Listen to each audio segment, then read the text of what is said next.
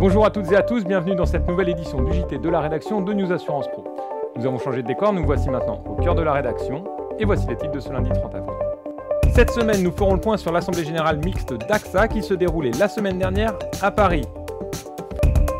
Nous retrouverons ensuite l'actualité de la semaine en images avec notamment les sessions chez Groupama et un bilan sur la santé et les dommages corporels pour 2011. Le 25 avril dernier, à Paris, AXA a organisé son Assemblée Générale Mixte. C'était l'occasion pour Henri Decastre, le PDG, de présenter le plan Ambition AXA pour la première fois devant les actionnaires. Un reportage de Lorraine Raymondi.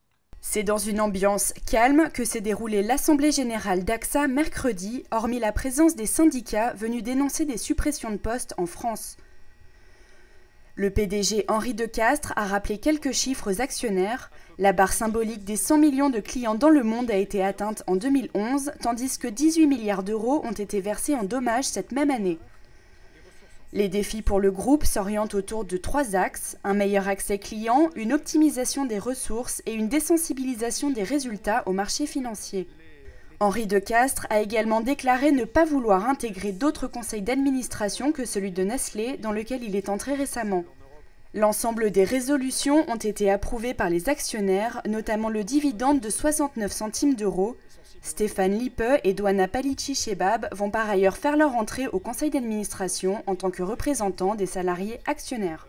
Cette Assemblée Générale a été l'occasion de présenter pour la première fois le plan Ambition d'AXA aux actionnaires. Henri Decastre a également évoqué l'année 2012, une année pour laquelle il s'est montré prudent, puisque règnent des incertitudes notamment du point de vue politique, mais également financier, ainsi que de la régulation, alors que des indicateurs trimestriels vont être présentés d'ici quelques jours. Les rumeurs allaient bon train depuis quelques temps déjà sur la cession de GAN Eurocourtage. Il semble que le projet ait trouvé un dénouement puisque vendredi, Groupama et Allianz ont annoncé entrer en négociation exclusive. Vous trouverez également dans le sujet qui vient les chiffres de la santé et des dommages corporels pour l'année 2011. Un sujet préparé par Yona Elawa.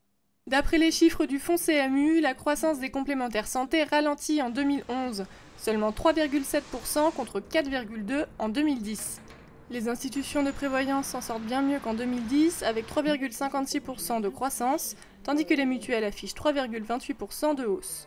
Ce sont les sociétés d'assurance qui réalisent le plus mauvais score, avec une croissance de 2,7% seulement, contre 6,5% en 2010. Les FFSA et le GEMA ont livré leurs chiffres en dommages corporels. Là aussi, la croissance est faible, seulement 1%. En cause, les mauvais chiffres des garanties frais de soins, notamment pour les contrats collectifs. Après des mois de tergiversation, la cession de GAN Eurocourtage se précise. Groupama vient de signer avec Allianz une exclusivité pour la négociation de la vente de la filiale de courtage. Au cours de la semaine pourtant, un pool d'investisseurs réunis autour de Swiss Re avait fait monter les enchères à 600 millions d'euros, d'après des sources proches du dossier. Groupama et Allianz précisent dans un communiqué commun que la négociation ne concernera pas la branche transport de GAN Eurocourtage.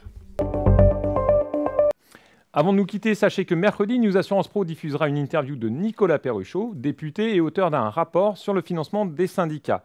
Il revient notamment sur le paritarisme dans l'assurance. Enfin, toute la semaine, vous pouvez retrouver notre dossier sur les comparateurs. Voilà, c'est la fin de cette édition. Je vous donne rendez-vous la semaine prochaine pour un nouveau JT, toujours dans ce décor. Bonne semaine à toutes et à tous.